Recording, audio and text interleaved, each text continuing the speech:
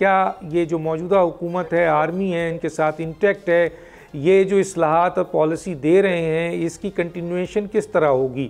کیونکہ یہ پالیسیز 10 سال 15 سال کے لیے ہوتی ہے، تو کیا ہم سمجھیں کہ اگلی حکومت بھی یہ 5 سال پورے کرے گی اور اگلی حکومت بھی یہی ہوگی؟ ایک فوج کا بڑا حصہ جو ہے، یعنی فوج جو ہے موجودہ اس حکومت کو لے کے چل رہی ہے۔ جی کیا کہتے ہیں سر؟ جی آپ کی بہت مہربانی مجھے شو میں بلایا۔ میرے خیال میں اس حکومت کا جو ابھی تک ہم نے کارکردگی دیکھی ہے، اس میں تو اس قسم کا کوئی مسئلہ درپیش نہیں آنا ڈاکٹر صاحب۔ اس کی وجہ یہ ہے کہ انہوں نے اصلاحات کی ہی کوئی نہیں، اور یہ 14 اگست کو ہم نے سننا تھا ان کی اصلاحات، جو خاص طور پہ معیشت کے حوالے سے، جو سارے بچے کی زبان پہ ہے کہ پاکستان کی معاشی حالات ٹھیک نہیں ہیں، اور انہوں نے اپنا بہت بڑا پلان جو باہر سے کنسلٹنٹ لا کر کے اور پوری گورنمنٹ میں مشاورت کر کے ایک نئے فائنانس منسٹر کے زیر نگرانی یہ سارا مسودہ تیار کیا تھا، تو اس کے بڑے شاہجہانے بجائے گئے کہ جی 14 اگست کو وہ بڑے دھوم دھام سے پریزنٹ کرنے جا رہے ہیں، اور 14 اگست آئی اور گزر گئی، اب 2-3 ہفتے بھی گزر گئے ہیں اور کوئی چیز بھی نہیں۔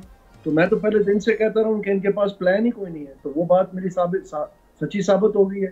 اور نہ صرف یہ بلکہ 1 سال 1.5 سال حکومت میں رہنے کے بعد پی ڈی ایم کی جب بات ٹائم آیا الیکشن کا، تو یہ تو اپنا مینیفیسٹو نہیں بنا سکے۔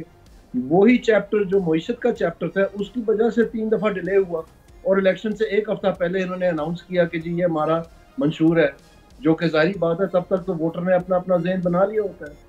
سو کہنے کا مقصد یہ ہے کہ وہ بھی ڈیلے اور وہ ساری کارکردگی وہ بھی رد ہو گئی۔